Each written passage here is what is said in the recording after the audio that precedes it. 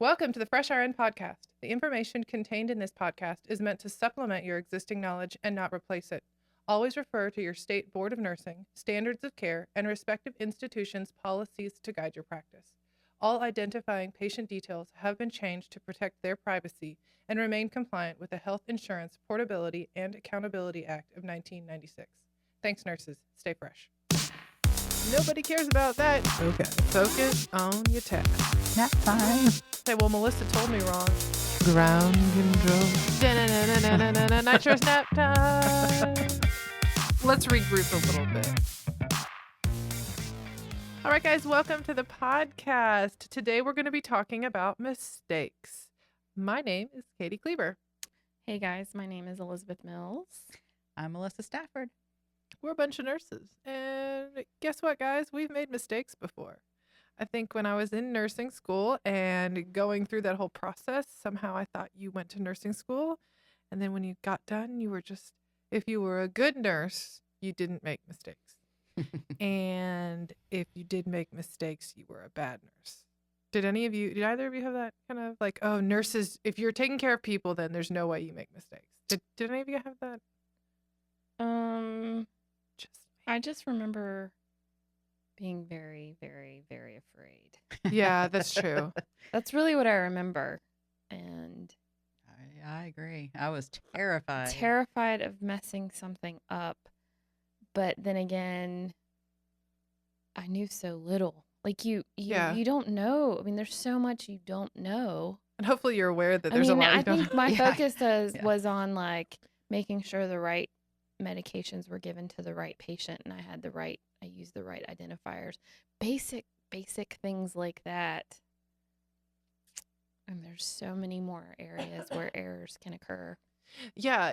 Oh my goodness, yes. Yeah, like I started out before we scanned barcodes. Me too. We charted it, like we got the meds, we gave them to the patient, and then we went back and charted it in a computer system, but we didn't scan anything. It is we hard gave to a imagine PRN med, you had to type in the time, you typed in the dose. Like this whole scanning thing, now I can't imagine. I'm showing my age. Why? Do you know something before that? Did you chart it on a MAR, like on a paper form? We did have a paper form, Yeah. but I remember in nursing school, like we had to go and get all of our medicines together. And then they had basically a huge MAR for the entire unit. And you had to, if you gave it, you had to circle it and initial it and then write the time. And then if you didn't, you put one line through it and initialed it in the time, but individual one by one. Like there was literally a line at the medication book when I was in nursing school. That I remember if you could think seeing of a the most paper MAR. inefficient way. Seriously. I We're can't. so spoiled now. Well, I've been a nurse 6 years, and I cannot imagine not scanning barcodes. When we started having to scan barcodes, I was like, this is going to take forever. Yeah. Really? Yeah. And I don't even think at that point, I think we just started scanning barcode on meds. I don't think we were scanning patient bracelets I think yet. I think you're right. And then we Oh. started scanning the bracelets. Wow. And yeah, I mean, it was just, I was like, This is going this to take is forever. never.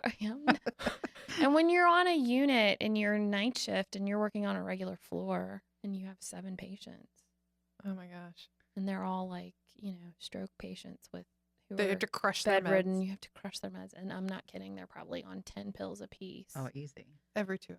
No, I'm just kidding. least 9 I was just o'clock. like, it took a very long time to get used to the scanning. Now I'm like, oh my gosh, I can't imagine Not scanning. not scanning. Well, too, there's like you think medications, that's it, but there's a lot of potential for error. Like maybe you have to send a patient to surgery and you forgot to give them their beta blocker, or you send them to get a CTA and you forget to give them fluids or hold their metformin or whatever. Drops in communication, breaches in policy, inserting a Foley incorrectly, like forgetting to recycle a blood pressure. Like this is one I got burned on. Was my patient was on a vasoactive drip and somebody took the blood pressure cuff off, maybe to give a bath, or maybe the patient took it off themselves, or maybe it was therapy or something.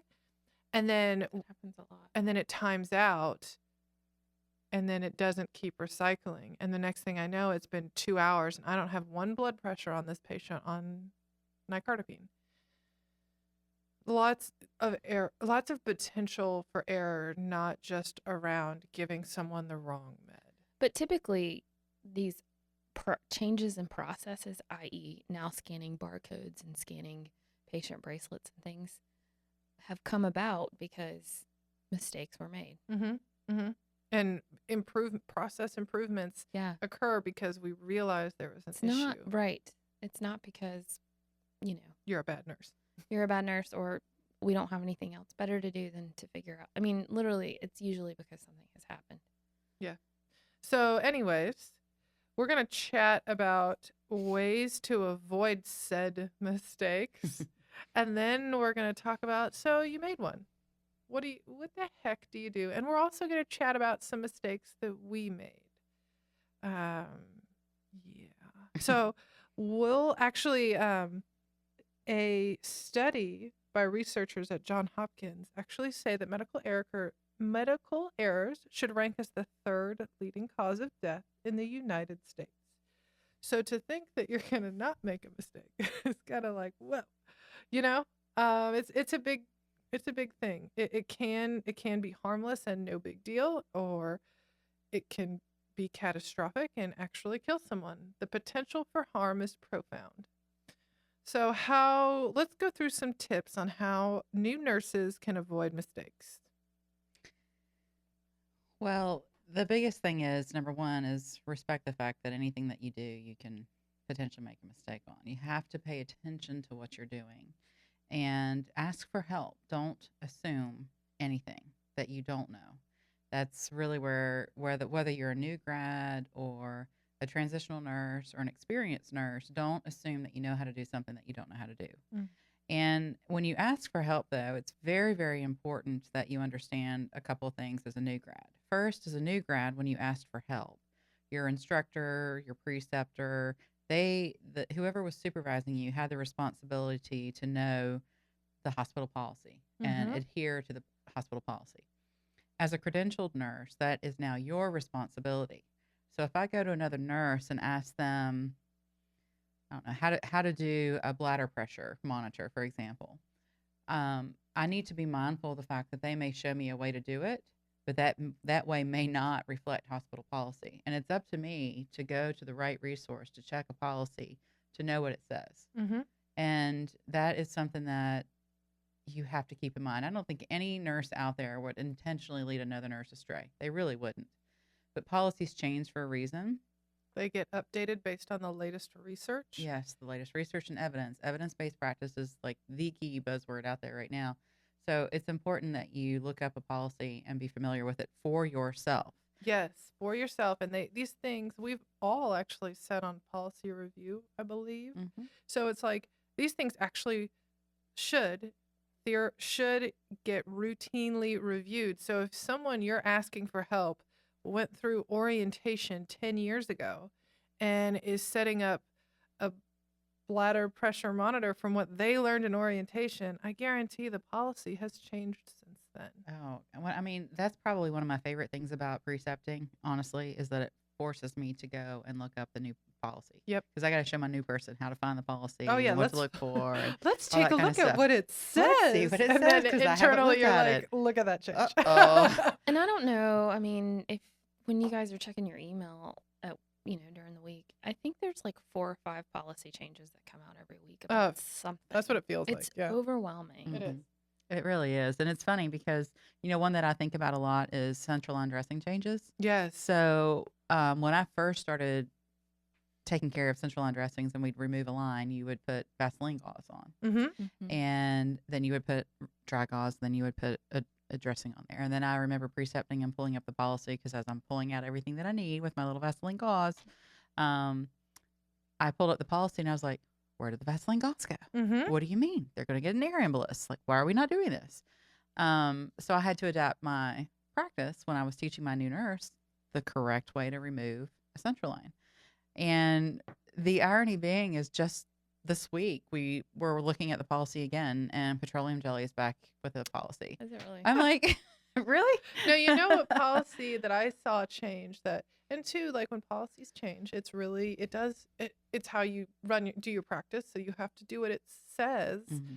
And like for neuro, whenever we're doing anything with the brain, like never use alcohol. Yeah. Always use Alcohol is betadine. neurotoxic. No, alcohol is neurotoxic. You never use it. You always use betadine. Well, what was that, like 2 years ago?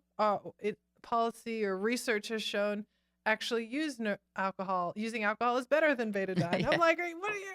Yeah. So that's why it's so important, because it's not like these big overarching good idea things. It's no, this is practical stuff that kind of really guides your practice. And you have to be responsible for looking at that policy. Yeah, Yeah. me saying Melissa showed me how to remove a central line thing and I'm not on orientation, I'm out on my own, and I say, well, Melissa told me wrong.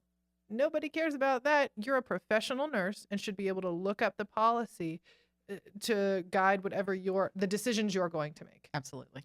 And if you don't know it, don't guess. Yes. Do not Even guess. if it's like, I got to do this right now.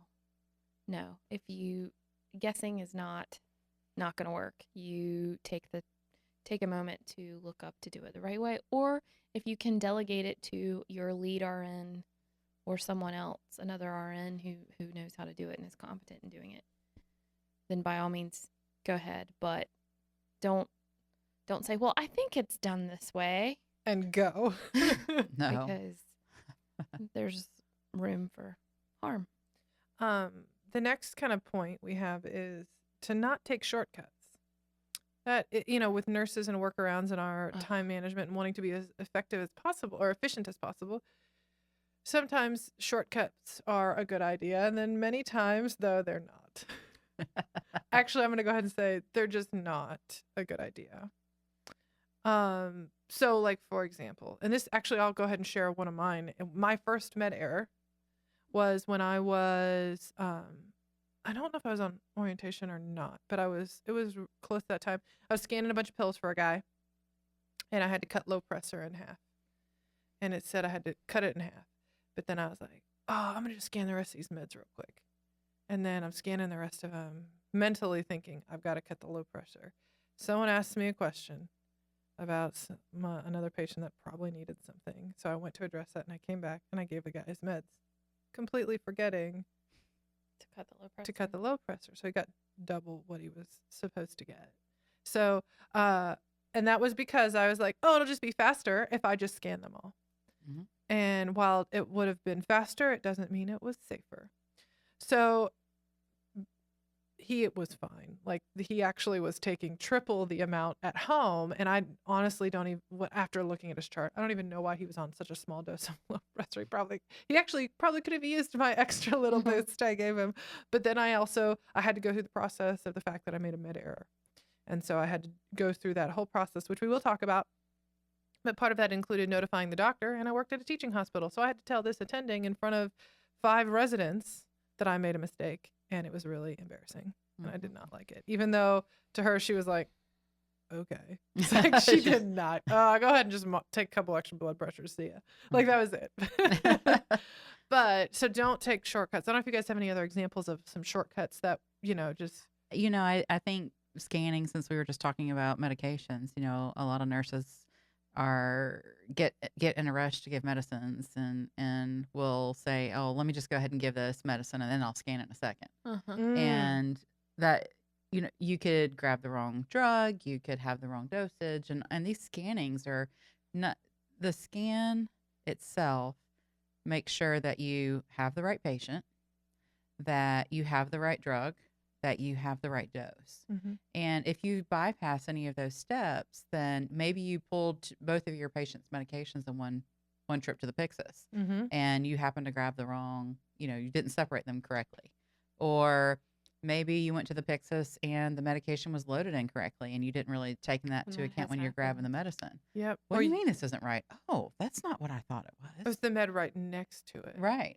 I mean, and it'll prompt you if you don't scan or if you scan the wrong dosage. So it prompts you right then to half it or to only give part of it or or what have you. I mean, there's a reason why. It also cross-checks allergies. I've had that So before where I thought a patient was fine, and then you scan it and it's like, oh wait, they aren't allergic to the med, but they're allergic to an an ingredient. ingredient in the med that only the pharmacist would have known. Right, The absolutely. doctor wouldn't have. And that may be in an emergency too. So you have a patient, say, who's actively seizing, and they tell you to go get Ativan, and you rush and give the Ativan. Well, that's perfectly acceptable for a patient who's seizing, except for you didn't look at the Ativan and found out that they have reactions to it. I mean, it's really a significant. You don't want to get in the mindset that it takes too long to scan, because it's there as a safety check. Right, and actually, big picture wise, it ended up being faster than whatever was happening before. Absolutely. Absolutely. I mean, these policies, these procedures are in place for a reason. They're there because either mistakes have been made, or there are more efficient ways to do it, or better evidence to reflect the changes that have been made to the policy. And that's why you need to be mindful of that. So whenever those little, and especially when giving meds, because that's kind of one of the biggest errors, potentials for harm is while giving meds. If there's any prompts that come up, address them as they come up. Yes. So like if you're scanning a bunch of stuff and you're scanning insulin, and it tells you how much to draw up, just draw it up right there. Or if it's like if you're given a IV partial dose, don't just put in whatever it's supposed to be and keep going. Like draw up the partial dose when that's up, if that makes sense. That way you don't miss it.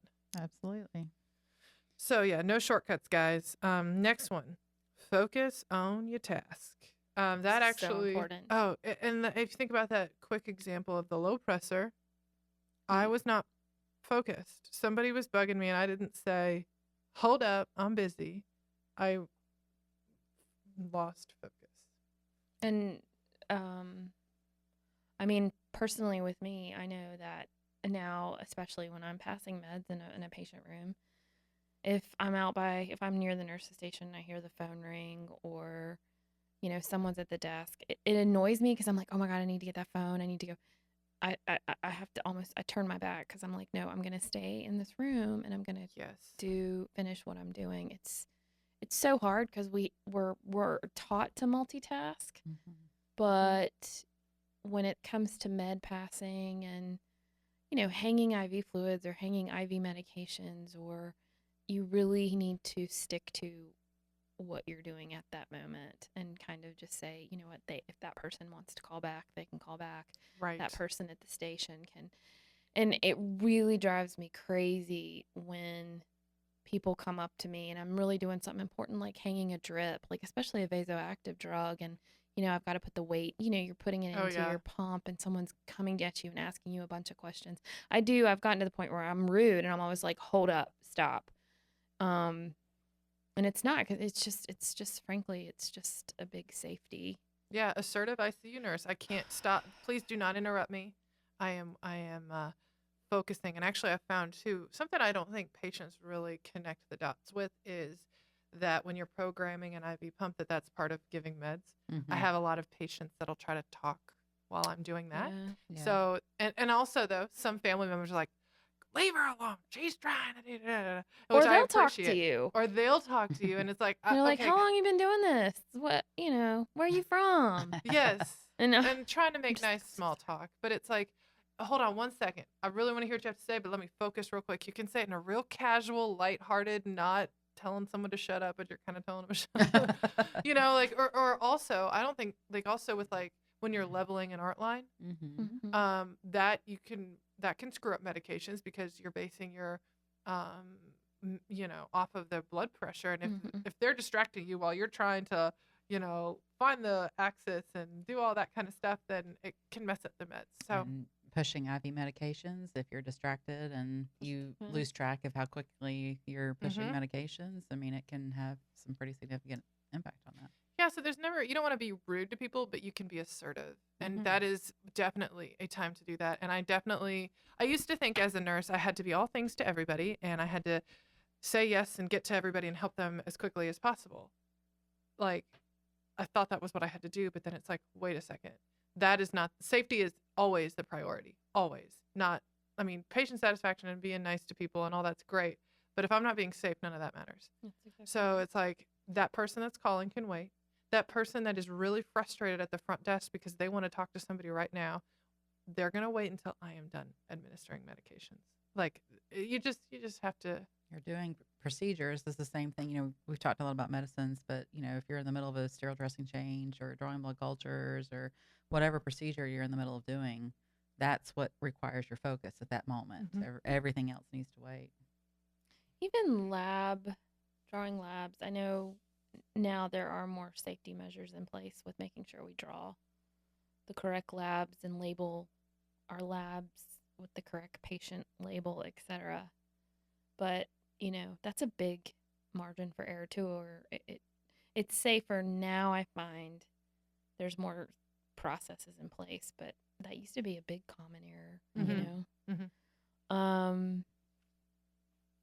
Anyway, moving on, kind of having a good understanding of the disease process and the pathophysiology that you're caring for with your patient.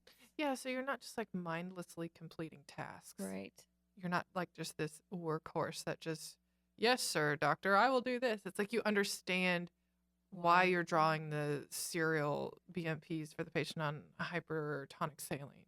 And you understand why, I don't know, 20 other whys, but you understand why you have to get a bladder scan of somebody who you pulled a Foley out of 8 hours ago.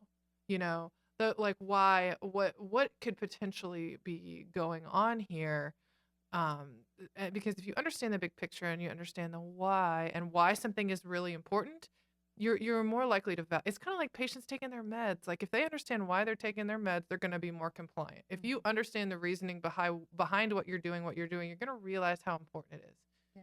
And you're going to be able to pick up too on changes. So if you have a patient that's had a stroke and today is day 3, then you know that if you're having changes, or that you might have changed because today is day 3, or if you have a patient in DKA and you understand the things that you're looking for to correct DKA with fluids and looking at your anion gap and some other things that happen. I mean, you learn to anticipate complications much quicker, which means that you're less likely to miss something going forward too. So it can be understanding the quote unquote simple thing, like why to draw blood sugar, all the way up to understanding the whole. And as a new nurse, you're not going to understand the entire pathophysiology behind a PE, but learning that as you can will really, really make a difference for you kind of long term.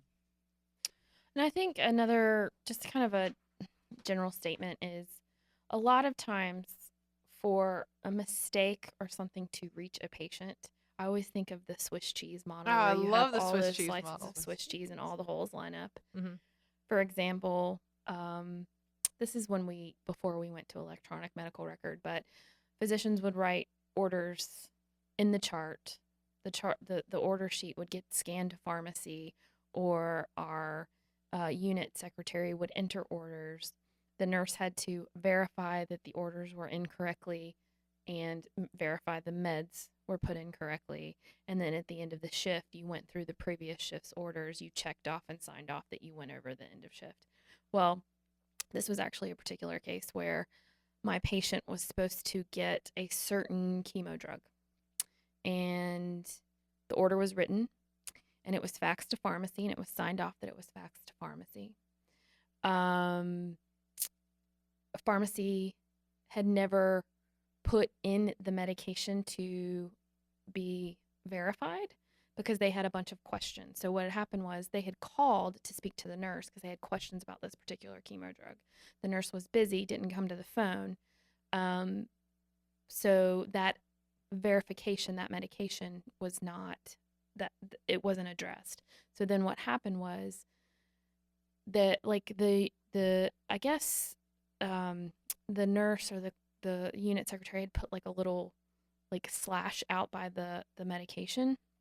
Well, it was never like looked back or checked back. So at the end of the shift, the nurses went through the previous shift's orders. That medication was overlooked again. Pharmacy didn't call back to talk to the nurse or to talk to the physician about what is this medication for. Well, it was 2 days before that particular physician came back to round on the patient, and the patient had not gotten the chemo drug, and it was a missed. So it reached the patient. It was an issue that reached the patient. It did not cause the patient harm, but it was all of those processes in place that all got missed, all got lined up, and that's where the mistake occurred. It was multiple disciplines. Which is usually how that happens. It is. So you can't always, you always should admit, yes, when you make a mistake, but typically when it's a big deal, it's multiple areas that are or multiple systems that are involved. Mm-hmm. Yeah, and actually, while you were talking, I was thinking of another example where, like, maybe a patient got a gram of IV Tylenol after surgery, and then they're getting Tylenol, or they're getting Norco every 4 hours, and then Percocet every 8 hours. They're getting too much. That would go through and then you can easily overdose someone on Tylenol. Well, that goes through the physician that's ordered it, the pharmacist that's approved it, and the nurses that are continuing to administer it. So it hits multiple disciplines. So, I'll try to find the Swiss cheese diagram thing to put in with these show notes, but I think it's really important to keep in mind. So then, let's go into why we've made, or what do you do when you've made a mistake? Because an important aspect of this is reporting them appropriately so that if any process changes need to occur, that they do. Yeah, I mean, you've made a mistake. You need to make sure the patient is stable, and you have to do what you need to do immediately in that moment to help the patient. But right after that, it's time to go and notify the people that need to know. Right. So that generally starts with the physician and really being upfront and honest about what happened. Because if there needs to be any kind of intervention afterwards, then that physician needs to know exactly what happened so that they can order the correct diagnostics, lab work, orders that need to get put in, that they have all that. And they need all that information to make sure that they order everything that needs to be done. Mm-hmm. So you also need to probably talk to your charge nurse, lead RN, CUL, whatever the title is these days or the facility where you work, to let them know as well. The manager can be helpful. Nothing's worse for a manager than coming in after the fact to find out that something's happened. It kind of catches them off guard because they oftentimes will get information from other areas within the hospital when the mistake is identified. So preparing them on the front end is very important. And that's so important professionalism wise to maintain a good relationship with your managers, to say, hey, look, I messed up. Yeah. You're going to see this. Actually, that happened one of the last times I worked where I had a patient come back from the OR, and I didn't realize that there were orders that needed to be released because they were they're in a new place. Yeah, they're kind of hidden off to the side a little bit. Yeah, and I didn't even know to look there. So I got the patient back. I was having a great shift. I thought they were doing fine. The doctor comes by. Why aren't my orders done? And I'm like, what orders? I didn't see any orders come in. I'm like, what are you talking about? I would gladly get those orders done for you. That happened to me too. I sent a patient for surgery, and they had ordered an EKG that was kind of I'd already looked at all my orders. I'd reviewed my chart. I had done my normal thing, and I get them over to the holding area, and the anesthesiologist like, where's the 12 lead? I'm like, what 12 lead? I didn't see that you ordered a 12 lead. Yeah. Where's this 12 lead? And he, we kind of have this two separate areas where you have current orders and then held orders. And he had put it in the held orders, and I just honestly wasn't expecting to look there. Yeah. And so the patient got there, hadn't had a 12 lead, and to say he was displeased is true. Because they don't typically do 12 leads there. For us, it's not a big deal. We've got the wires. We can hook them up in the critical care units, or, on the regular floors, they've got the EKG people that come around with their little machine and hook them up and do it. But they don't do that very often in that particular area. So it slowed things down. Yeah. Yeah. It's important. Yeah. When you go through that step, to let whomever that error is going to run across whomever's desk, you yes kind of just let them know, hey, just so you know, I missed this. Actually, whenever I had experienced making a mistake, I'd always email my manager after the shift, just so you know, you're going to probably see this report, or you're going to see the QAR or whatever it is we'll talk about. You're going to see this come by. I just wanted to let you know this is what happened, or something like that, so that they heard it from me first. Yeah. think that's kind of important. And I think there's a lot more respect when you can come out and say, I did this, you Mhm. know, or, I take responsibility, or, I missed this order, or, obviously apologize, but, say what should we do now? Or, I Mhm. mean, Yeah, if you come with ideas for how to prevent it from happening in the future, I mean, that Yep. really makes a big difference too. yep.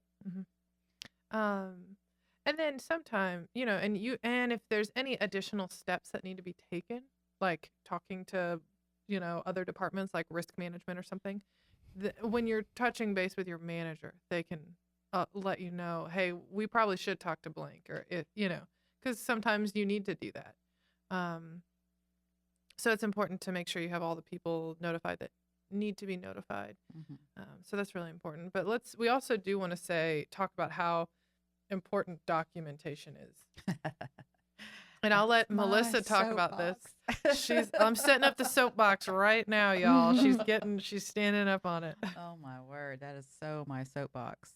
Um, so documentation is so important. It I can't even begin to explain the importance of it. It's really, you have to put what happened in the medical record.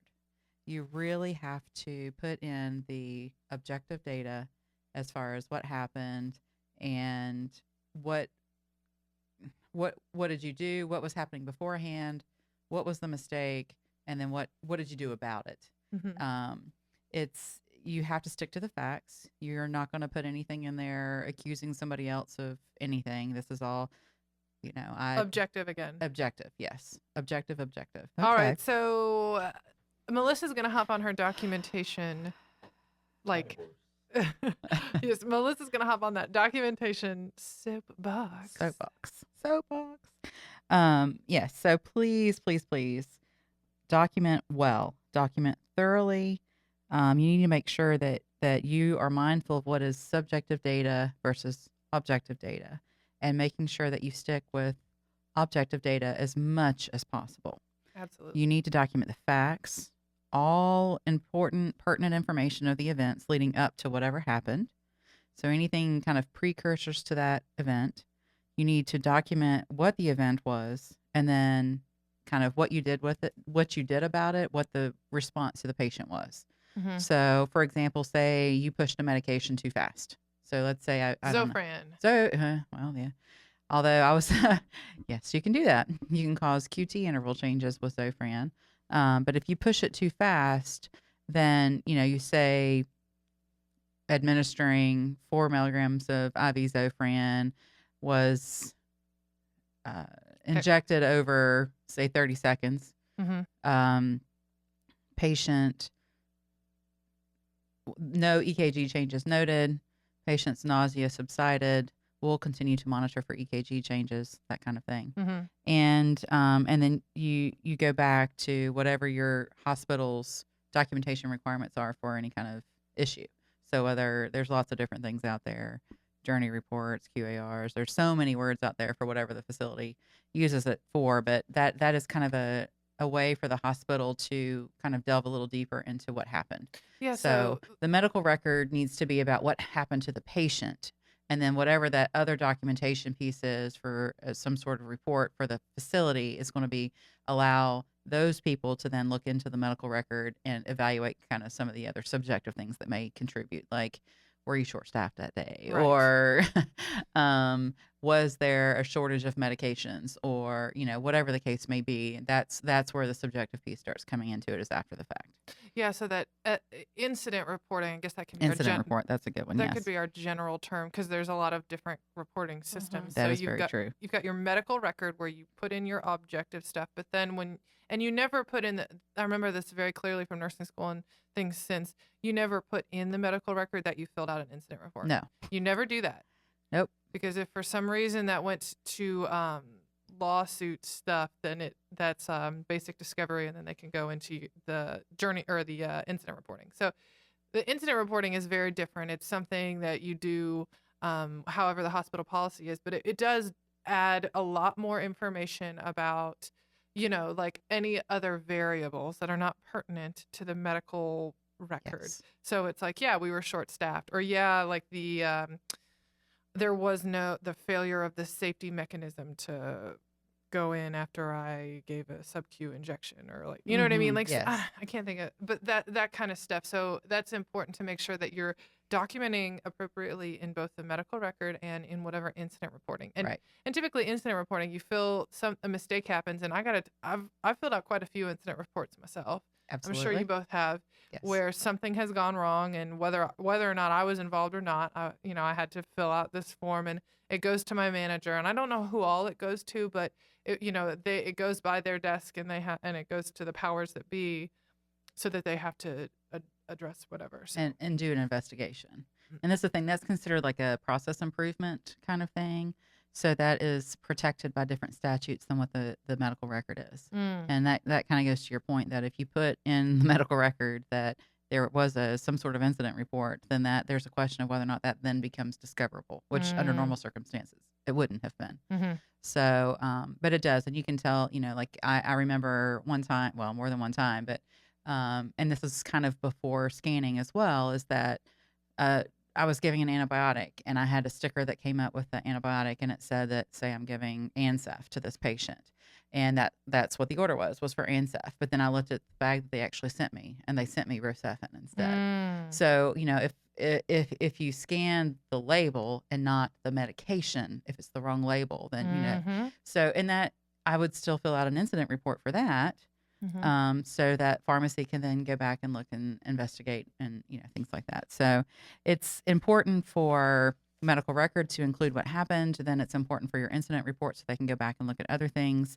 And the thing is, when we talk about legal cases, your documentation is going to be key to any kind of legal defense or any kind of case review, because depending on what kind of facility what area of nursing that you're working in, statute of limitations is very different. So, but honestly, say something happened today and a family decided to sue, they're not going to be in court tomorrow. That's going to be, a few years down the line, most likely. And you're not going to remember everything that happened. So you doing a good job documenting is going to help you, because if it's not in your medical record, it didn't happen. So I can remember a case where we had a patient that came in with so many bed sores, 3 pages of bed sores. And literally as a team effort, we measured and documented every single one of those pressure sores. Woo-wee. Man, it was a lot, and it took a really long time. But I don't know what happened, but all I remember is the nurse that was caring for that patient did get called back in for kind of a case review, and it was complimented very significantly on the level of documentation that nurse had done, and that is really what really helped with that. Wow. So really important. So important. Documentation is so important. So let's say, okay, let's regroup a little bit. What we do on a daily basis has a significant impact on a patient's care. However, it's remember, no person or no nurse is perfect. And anyone that thinks that they can become a nurse and be perfect and never mess up is just truly in denial, I think. It's just lying to themselves. Lying. So whenever a mistake happens, I think it's important to accept the mistake. We can't look to transfer blame. It's important to have, while maybe someone else does have a role in whatever mistake, it's important to accept the responsibility for whatever role that you may have had. Absolutely. And without doing that, it's really hard to learn from mistakes. What was it? People who keeping make mistakes would learn a lot more from them if they weren't in denial. That's one of those good quotes I've heard before.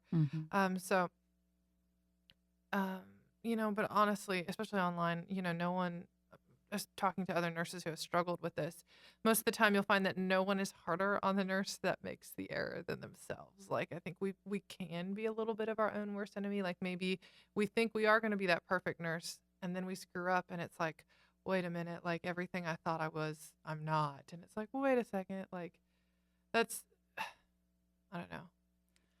I agree. I mean, I remember the first big thing that I did, and I questioned my choice as a career. Like, Mhm. what am I doing? Mhm. I'm not meant to do this. I can't do this. There's no way. And that is, you really are being your own worst enemy. Yep. And it's hard. You have to accept that responsibility, but then you have to take that a step further and really forgive yourself for making that mistake. Mhm. Yeah. I mean, you have to forgive yourself and remember that you are human, and it's Yeah. gonna happen. And if you think that you're above mistakes and perfect and such a good nurse that you'll never do it, I think you get to that point where you're the most dangerous because you're so unaware. So it's important to forgive yourself, or accept the mistake, and then forgive yourself, and allow that mistake to empower you to be a better nurse. Yeah. Yes. So just because you screwed up doesn't mean that um, the burden from that mistake does not get to steal the joy from the rest of your life and the rest of your career. Absolutely. It's not going to be this heavy burden where you can't continue to serve and can't continue to have a wonderful impact on your patients because you gave a wrong med or pushed something too fast or whatever the mistake may have been. And if you think about our responsibility in our day-to-day job, I mean, the patient's lives are in our hands in a sense. Mhm. We have a huge, huge responsibility.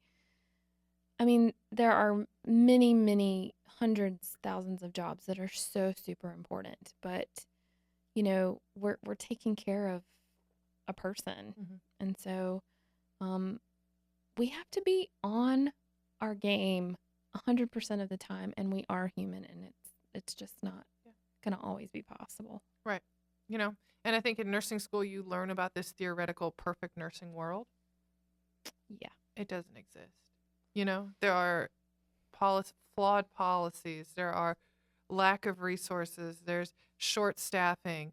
There's not patients that are not wanting to be compliant with whatever. There's just so many variables that and then there's nurses that are tired and exhausted and on hour 11 of the fourth 12-hour shift in a row. So I think it's important to accept your mistake, forgive yourself, and then also talk to someone. It can be your leader, mentor. Hopefully you have a mentor. So if you're seeing a counselor, talk to your counselor. EAP is big. If a lot of Oh, hospitals, a lot So of facilities can provide you EAP. explain EAP a little bit? It's employee. It stands for Employee Assistance Program, and it's usually typically in most business, a lot of businesses actually have it, but you can they'll recommend a counselor, or you can find a counselor that's within that's within the network, and usually you get up to 5 free sessions. Mm-hmm. So, I mean, the amount of stress that we deal with in our job, and then the amount of stress that people deal with in their home life, I mean, use that up. I mean, Yes. use it, because it's tremendously beneficial. And it is, you're going to talk to a professional who can give you ways to handle stress, cope with your day-to-day job. It's an awesome benefit. And I know most hospitals have it. Yeah, I think so. And there's no shame in that counseling game, let me tell you. No. So many Not at people all. see counselors that are not in healthcare. Like, actually, my husband is the counselor. So, like, it's just if you need it, and which I would argue most people at some point in their life could totally benefit from some counseling. Mhm. And especially if your everyday life is working in your patient's worst nightmare. Yep. Like, that's your everyday work. Like, there's no like shame, or you're not weak or whatever if you need to talk about this with somebody. Yeah, and formal is great, informal is important, but if you're going with your mentor, it you have to be open and honest. And I was fortunate when I made my first big error to have somebody to go to who was incredibly supportive, who I still remember to this day that conversation, and really was instrumental in getting me to stay. But you have it needs to be someone who is constructive and Mhm. open-minded and non-judgmental, but allows you that opportunity to speak. And I think that's the benefit of a counselor, is they don't have any stake in anything Yep. except for helping you and where you are mentally with whatever is going on. So Yeah, because the more you try to push through and say you don't need it or don't whatever, like the less you get to enjoy your job and your life because you're not processing those really important emotions that you're probably experiencing that may be hindering you from experiencing, I guess, that joy that you could be having. Yeah. And so I think that kind of concludes our episode on mistakes. So it's important to remember, though, that you're not alone. Every nurse out there has made some sort of mistake. And unfortunately, even though we try not to let it happen, the reality is that at some point we're probably going to make another mistake. It's important how you handle it, how you own up to it, deal with it, learn from it, and then release it. So thanks, guys, very much for listening. Check out, I'm going to put some links on the show notes on freshrn.com/podcast for a couple of the things. Actually, and we were talking about subjective, objective data. I have a really good blog post from another blog that does a great job of differentiating between subjective and objective.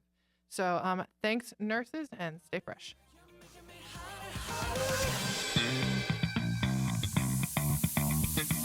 Damn girl better hit the floor. All the other fellas better run for the door. Stop, drop.